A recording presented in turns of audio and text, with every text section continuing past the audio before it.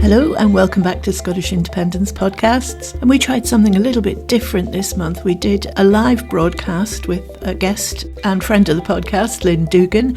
Lynne was also at the count of the Alloa and Grangemouth constituency at the election. So the three of us share our reflections on the result and get some behind the scenes insights from Lynne.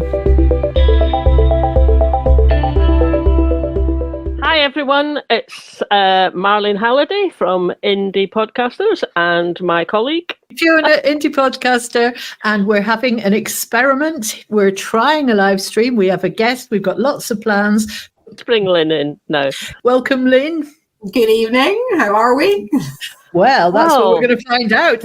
Well, I understand anyway from Fiona that we owe the title of tonight's escapade to you, who I think said to Fiona about the election result, "'Tis but a flesh wound," and I thought, well, that wasn't how I would describe it. Oh, that was such a fabulous thing to say, because I texted Lynne and said, "Are you all right?" The next day she went, "'Tis but a flesh wound," and I thought, inspirational, absolutely joyed me up. Yeah, I have to say, there's a whole lot of people who've lost their jobs as MPs, but all their staffers. And when John Nicholson, who was our standing MP, gave his sort of retiral speech, if you want to call it, at the count, that's the bulk of his speech was to thank all his staff who've worked hard for him, because he said, "I get all the glory for resolving issues." He said, "But it's not me that's doing all the work." He said, "It's the staffers that are working with me that are doing all this work. So they deserve all the credit." And sadly, they've all now lost their jobs as well.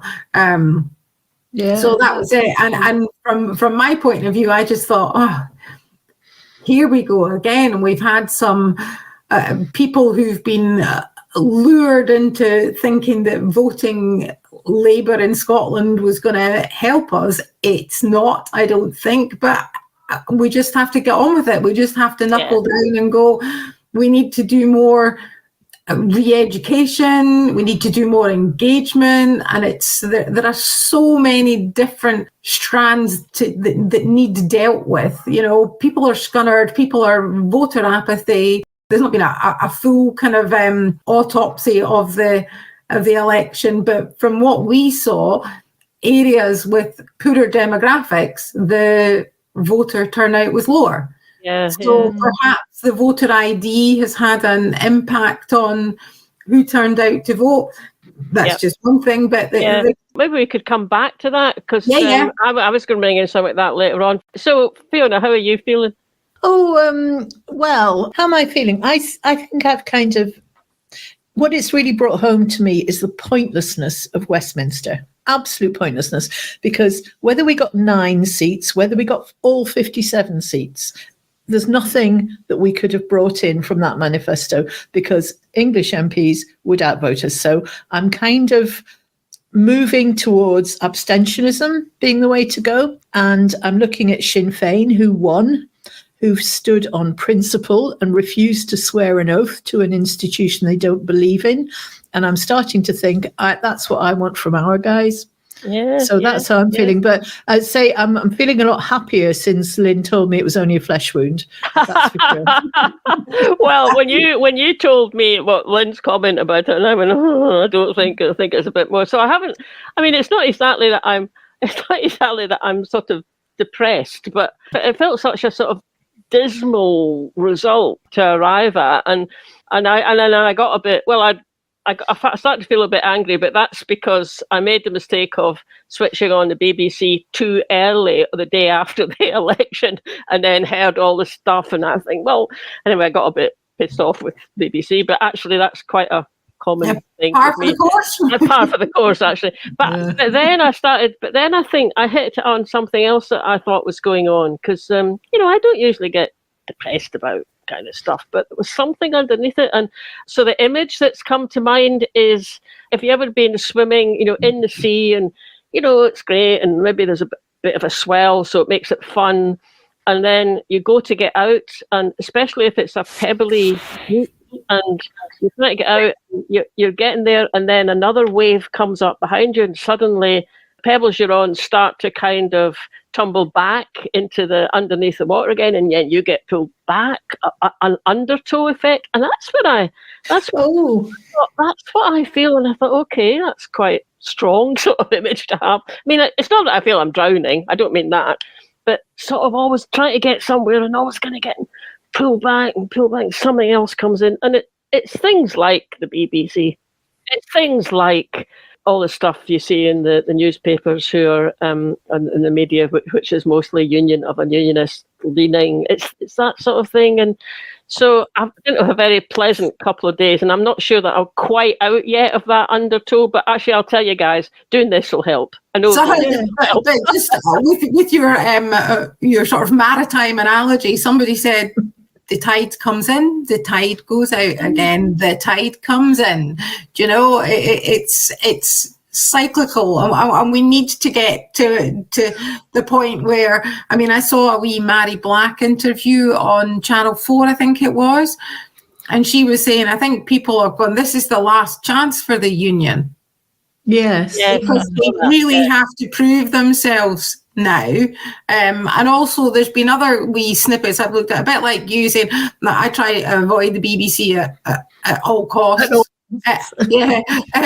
So I haven't bothered putting it on, but I saw one little they'd done a kind of questionnaire of why did you vote for Labour, and 48% said to get the Tories out. You know, it was nothing to do with their policy. So was that they were asking Scottish voters? I think so, yes, yeah. I can understand, you know, a certain way, even though you might be someone who really, really wants Scotland to be independent, but the kind of opportunity to, you know, vote Labour as a way of kind of shaking your fist at the Tories, I can understand that. But it was never, you know, getting rid of an SNP MP for a Labour one doesn't ever do anything to reduce the Tories. And how many did we have? Did we have 5 Tories? Six, and we got rid of one. Yeah, we're quite glad of the one we got rid of, but that's true. We could have done with getting rid of the other 5 as well. And unfortunately, the one we got rid of is still actually in Holyrood. So yeah, but the other thing with that message, get rid of the Tories. I mean, at first I thought, well, what's the point of that? There's only 6 of them. If you've got no Tories in Westminster, 6 Tories in Scotland ain't going to do anything. But also, it played into, we were making the argument for people to vote Labour. You know, I think the messaging was really not good. That it was a bit confused. And I'm not a party member, but my perception of the messaging was that it wasn't clear, it wasn't decisive enough. But there we are. Just noticing that Stumble High Hashbury is one of our regular supporters and viewers. Is keeping on putting in the comments. So that's his latest one. The sea level is still rising. Yes, thanks, Hashbury. That's really cheering me up. No, that'll help get you.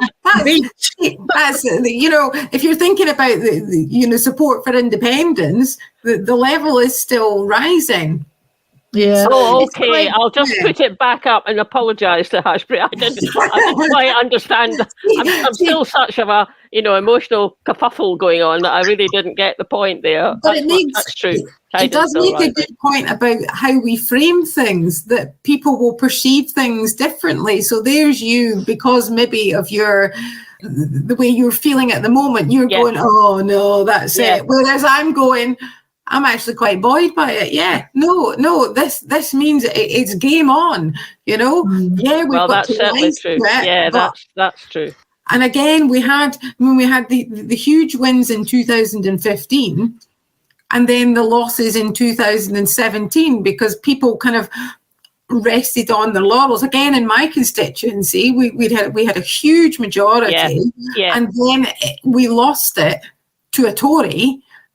Because people were just like, oh, they had such a huge majority, I'll not bother going out. And it was silly things like it was pouring down, absolutely chucking down. So people weren't coming out to vote. Yeah, I know. I remember that actually. And also I remember the way it was talked about in the media and, in the UK media after that. It's like, SNP, it's like huge slump, and support for independence is massively on the wane. And I thought, well, hang on. I mean, they still got 30, whatever it was, 35 or something MPs. It had come down from something like, 60? 56. So, I'm sitting there going, well, actually, if you just ignore the previous one, actually, it's on the up. But that's not the way it's reported. And I got an instance of that. I was watching newscasts, which I normally like newscasts on BBC. I was watching a bit of it. And so I'm just going to play a little snippet. It's Laura Kuenssberg. If anyone wants to mute their sound, this is the time to do it. That'll be interesting, because I know she's been called Tory Laura, but people might start calling her Labour Laura now, actually. Anyway, never mind. Look here, let's listen to this. Labour First Minister of Wales, Vaughan Gething, dealing with a Labour Prime Minister. That's a dynamic we haven't seen for 14 years. And looking at the general election results in Scotland, it seems quite plausible that within a couple of years, you'll have a Labour First Minister of Scotland dealing with a Labour Prime Minister. And even if you don't in 2026, that dynamic, whereas for a long time, Westminster leaders have been a bit sort of nervous about how do you handle the SNP, because the SNP have seemed like they're the dominant political force. They have been absolutely busted in this general election. So when Keir Starmer goes to go and meet John Swinney, the First Minister, I'm sure they'll have a very cordial chat, but the power imbalance is going to be massive. And there's certainly occasions before when I've seen, a kind of Prime Minister go to see Nicola Sturgeon, and you're actually sort of thinking, who's really in charge here? Just the dynamic. Clearly, a UK Prime Minister is somebody always with more political power than a First Minister in one of the devolved administrations. But the political kind of dynamic, like who's the winner? When we see the images of Starmer and Swinney later, everyone's going to know who the winner is and the person with momentum is, and it's not Mr. Swinney. Yeah, so as she says, not Mr. Swinney. Now, there was some of what she said was fair enough, although then when she goes, well, the SNP are busted. To begin with, I thought she said the SNP are gubbed. And then I thought, the English wouldn't understand what gubbed means, probably. She probably didn't say that. She said the SNP are busted, but you have a closer look, even not a very close look, and you get this. Yes, a huge number of Labour seats. It's that first past the post issue does distort it hugely. I mean, Labour's vote share actually was higher in Scotland than it was in England. Not much, but it was 36%, and SNP was 30%. So that's enough to make a huge difference because of first past the post, and a lot of seats where they had very narrow majorities in the first place. But actually, so another way of looking at it is, for every 6 people who voted Labour in Scotland, 5 people voted SNP. So you could say the SNP have been busted. I mean, it's that kind of thing that adds to my sort of feeling of undertow, really, although why I would ever expect Laura Kuenssberg to kind of then step in. Although in that programme, Adam Fleming, who's the other main contributor, he does step in with stuff like that. But anyway, I was just to finish that wee bit off, if there's anyone watching who wants to get a bit of a better analysis of what happened in the election than you would get from Laura Kuenssberg, and a much better one you'd get from me as well, it's John Curtis, and he's giving a lecture. Has the 200,024 election transformed British politics? And you know what he's like. There'll be lots of lovely graphs to kind of look at, and that's the source to trust, isn't he? He is described as the most trusted political commentator in the UK, and fair enough. And we dialed into the one he did the week before the election, didn't we, Marlene? And it was really interesting because he had this graph that showed support for the Tories and support for Sunak as the leader. And his support delved below that of the party. And he said, well, on those figures, Tories can't win. And then they looked at the same for Labour, and they had support for Labour and support for Starmer, and his delved below that level. And he said, Starmer can't win either. So, I mean, Starmer thinks he's won, and right now he's in number 10, but he has got huge problems because of that disparity. Let's hope that. And I mean, if you noted at the beginning of that little clip, with the first voice was Henry, I think his name is Zelland, Henry Zelland. He's good, actually. He's a good commentator. And, he was just going on to, well, and from that kind of Scottish result, we might be looking at a Labour government in Holyrood. It was at that point that Laura Kuenssberg came in. we know it's a far more difficult thing for anyone to get to be the government in Scotland because of the voting system. And it's not like the first thing follows from the other. Getting a huge majority right across Scotland and first past the post does not mean you're going to get a majority in Holyrood. But it's like message perception is.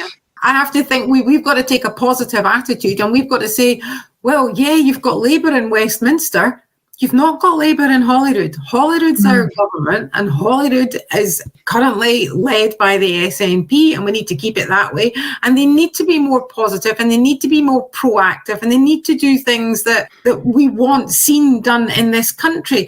We've got a different set of ethics, and I don't think we've got a different set of ethics from the majority of people in England, because you look at, again, there's Labour with their vote share lower than the Tory vote share, but because of first past the post, they've got this massive majority, and it's just it's incongruous. The only thing I agree with Farage on is proportional representation.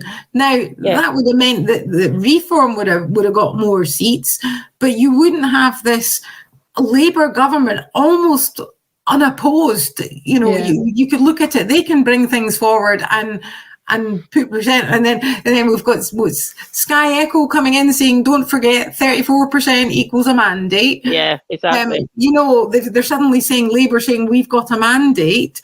Well, how? Because apparently we didn't have one.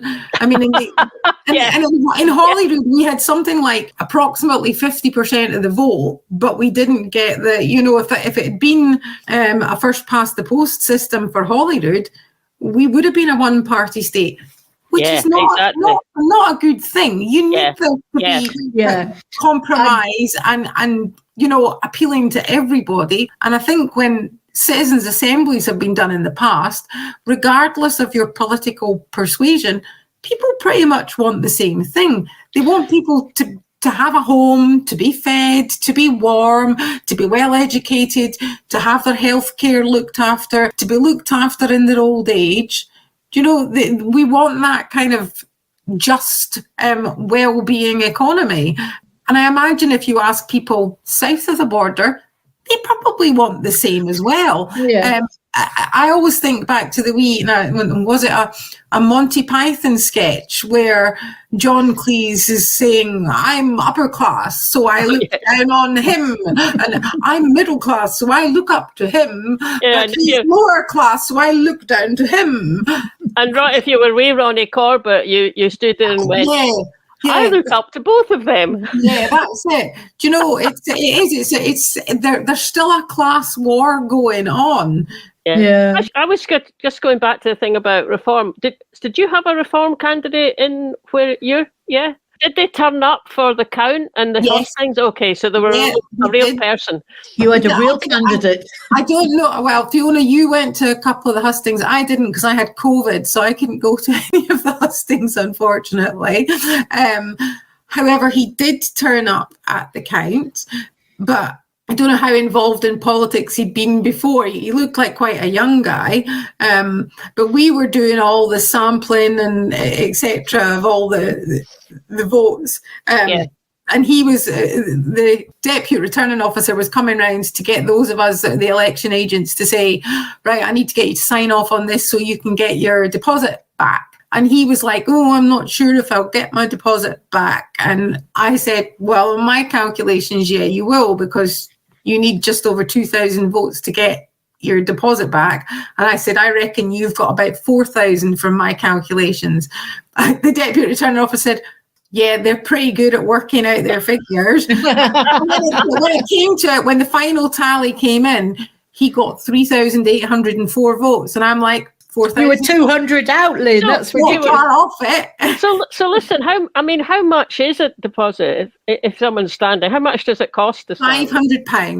Is that all? Yeah, and it's 5% of the vote they need to get. 5% of it. Yeah, need to get 5%. So in our constituency, you had to get 2,063 votes to get. So there was only Labour, SNP, Reform, and Tories that actually got their deposits back. The other five parties didn't get it back. 5%. I mean, that's not easy, you know. that's not a kind of low kind of amount to get, is it? 5% of the vote, really. So 2,000's quite a lot of votes, Yeah. because when you look at Alba, not one of them got more than that. There was only one of them got over 1,000. yeah, Neil Hanby Hanby got over that. But the others, you know, they had 18 up, and they were on average 650, which they must be feeling a bit gutted. We should maybe get someone from Alba on, actually, to talk about that. We should get Alex good for them. They went and had a go.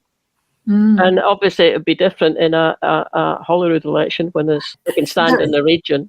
There was the discussion beforehand. People were saying, you know, oh, we had an independent candidate as well as an Alba candidate. I'd hate to think that voting for them is potentially losing the SNP their seat. But the majority was so huge. So even if the SNP had got all the Alba votes, all the independent votes, all the Green votes, we still wouldn't have beaten Labour. There was such that swell, that tsunami, if we keep on the sort of marine analogy.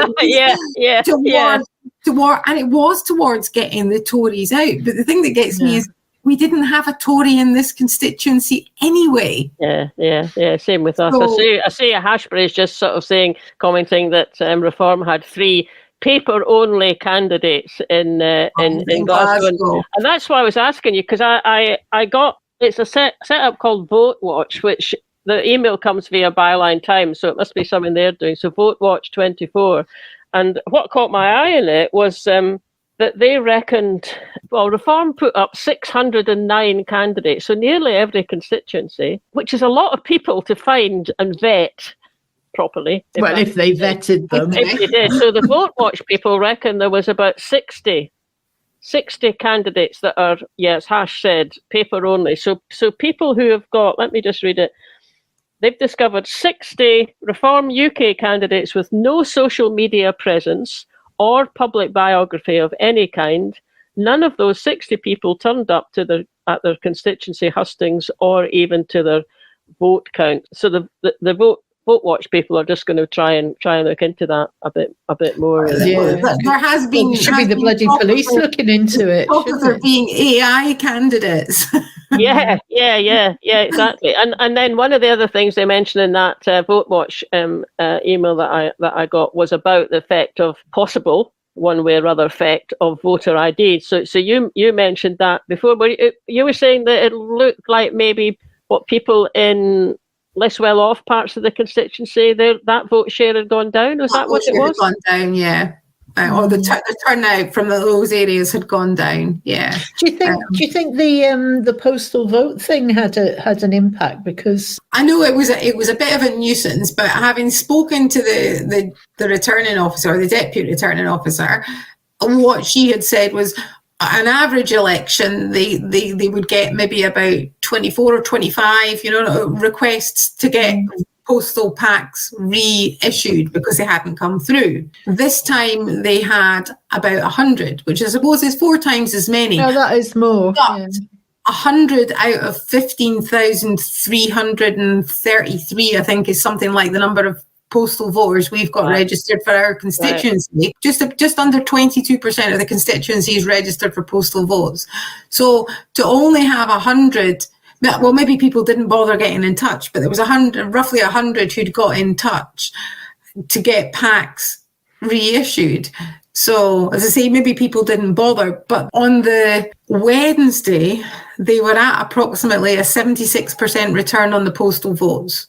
Wow, that's higher than... We still had Thursday to go, and people were handing their postal votes in at the polling places. Yeah. So they were collected throughout the day, taken back to, it was Kilncraigs and Clackmannanshire, where they do the verification process before those ones are brought along to the count to be added into the other votes. So I haven't got a final figure, but you're not far off 80% return on your postal votes, which is pretty good. Pretty good, actually. I mean, in the past, that people have always sort of said, it was the Tory party were really good at getting their voters to sign up for postal votes, and because they knew there was that higher return. I mean, I wouldn't have guessed it was as much as high as that, but certainly higher than the actual, overall average one. So I mean, the more people we can get, although I don't know if it's still on the go, but a couple of years back, or maybe it was the last Holyrood election, I can't quite remember. You do come across a lot of stuff on social media which saying, oh, you can't trust postal votes, and they go down to England and they get home. And then there was all that stuff where Ruth Davidson apparently said something that was interpreted as her meaning she knew what the votes, which was never going to have happened unless she just deliberately gave that impression. I suppose she might have, but so maybe there's a bit of reluctance that people don't quite trust it. But I know Pensioners for Indy, we did a bit of a discussion with a couple of guys from Stirling actually, who were part of setting that up for the people in Stirling. And it was a video. They knew and they just debunked all of these objections that came up. So it left me with absolutely no doubt about it. So I think the only thing this time that kind of struck with me was potentially if people were getting them reissued on, say, the Monday or Tuesday before the election on the Thursday, if they were to put them in the post to go back, they might not have made it back in time. So anything that didn't get back in time for the 4th, but that's down to the Royal Mail. That's not down to the election or the organisation behind the election. But I have to say, in Clacks were very good, and they did it when we asked somebody who was housebound who couldn't actually get in to pick up a new pack, so they would deliver them out to people, and they'd actually wait and bring it back with them. That's really good. What people wanted to do, just to ensure that they got their vote. We've got a question which maybe Lynne, you might know the answer. Do we know how many were turned away for no voter ID? Is that something that you get that data at the count? I don't know. All I know was it's just anecdotal that one friend who turned up to vote, they queried her ID, which was her passport. And she said, that was work. I don't have any problems at passport control with my passport, but I'm getting a voter ID. And I showed you my driving license, Fiona. Which it looks nothing like you. It's a horrendous picture of me. I'm actually going to remonstrate with a girl that took it, because she was a girl I used to coach swimming who now works in the post office. And when I looked at it, I thought, you could have retaken that picture. It really doesn't look like me. My wings, hair's all over the place, and I'm like this, kind of my coat up, just doesn't look like me. But they accepted it fine. My youngest son, who lost a fair bit of weight, had his driving license with him, which had the picture of him before he lost all this weight. So his face he's got this really chubby face in his photograph, but it's not so chubby anymore.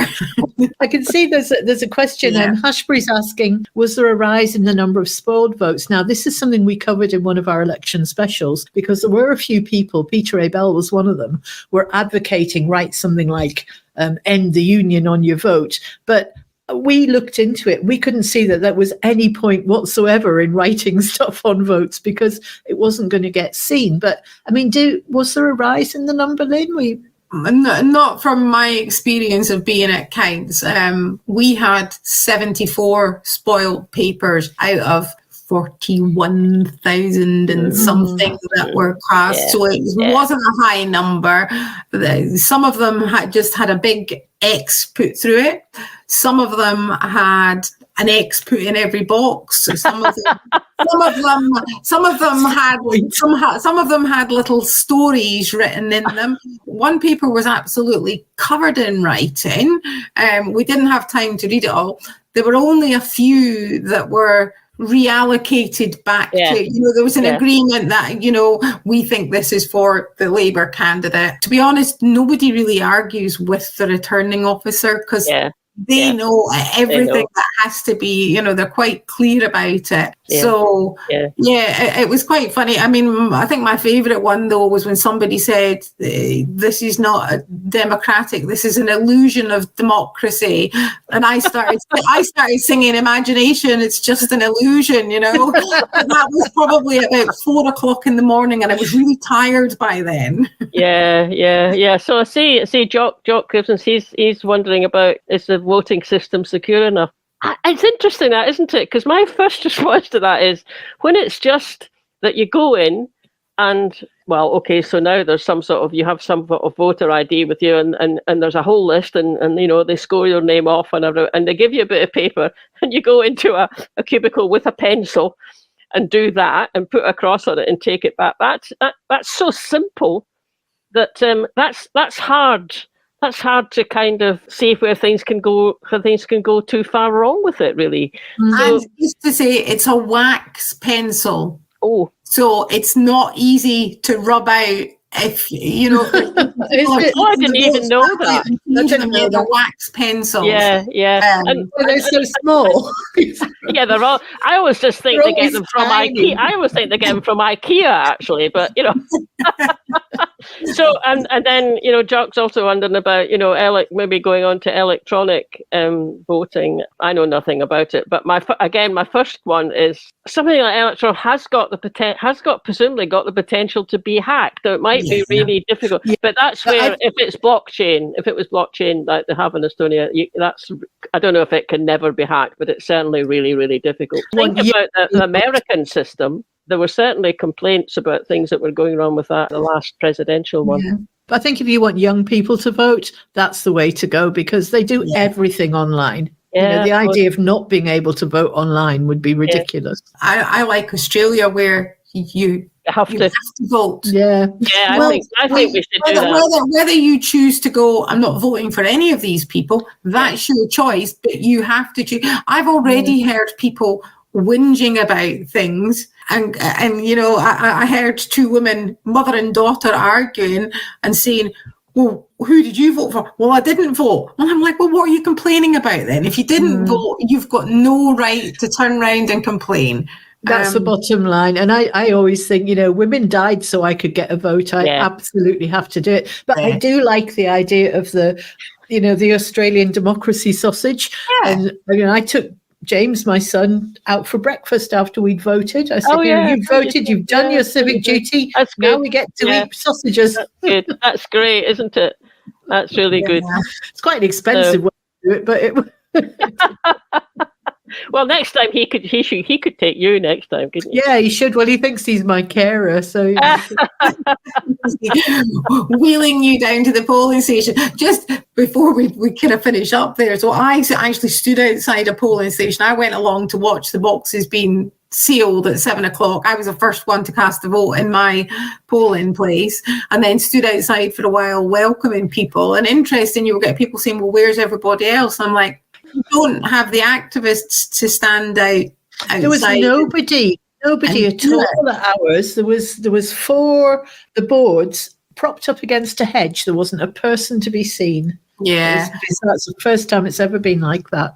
Yeah. But it was just I got complained at because our polling place was a church hall behind the church, and it's a busy kind of mainish road in the town, so there's nowhere really to park. But you can actually drive into the church, because for the length of time you're going to be there, there's enough parking that you can park and then go. But I got whinged at because it wasn't a good polling place. I'm like, I didn't decide the polling place. We also had abuse hurled at me by somebody going past. That's not good. Which wasn't nice. I did report it to the police. So there was that, but I didn't engage with it. There was other people around watching who kind of looked a bit shocked at this, and I just shrugged my shoulders. Well, what am I going to do about it? Clearly that person's got issues. So yeah. So I'm just looking at the time here, and I think we're almost at the time where we need to kind of wind up. It's been you guys who've been tossing in comments for us from various places. that's fantastic. It was nice being I've able really to enjoyed it. Really enjoyed that. And, just probably a good one to finish off with Sky Echo. Exactly that. People died for our right to vote. And, even if I'm feeling a bit in the undertow, actually, I would feel even more in the undertow if I lived in a country where you didn't get to vote, or you did get to vote, but someone watched who you voted for. So, yeah. So it's been actually really, really good. And I have an idea for the next live stream. We could do one on the 3 things or maybe 2 or 3 things that we want our independent supporting parties or groups or whatever to be thinking about for the next, because we've got 2 years to make them count, don't we? We do. And Lorraine's just said a flesh wound already healing. I hope everybody feels a little bit better. Yeah. And I certainly feel my flesh wound has kind of disappeared. I'm wearing my Still Yes t-shirt. Oh yes, so you are. And I'm feeling so much better now. I might even go for a swim tomorrow. Well, don't get caught in the undertow. But this was an experiment, and it's been lovely to have so much engagement in the comments, and it's nice to be able to interact. So is this something, do you think we should make this a regular thing? Because it's been quite fun. Looks like it. Yeah. Okay. Good. Okay, Well, so anyway, in the meantime, thanks, Lynne. Thanks for coming. It's been great having you Lovely to be here. And thank you everyone who's been watching and letting us know your thoughts about it. And we're going to do it again. We are. Right. Bye. Good night. Bye. Well, thanks for listening, everybody. Hope you enjoyed that. Something a little bit different for us, but something we're going to try repeating, because it is quite good fun. If you've enjoyed this episode, it'd be great if you could like it, and please share it with anybody else you think would enjoy it. We'll be back again next week with another episode. We'll catch you later. Bye now.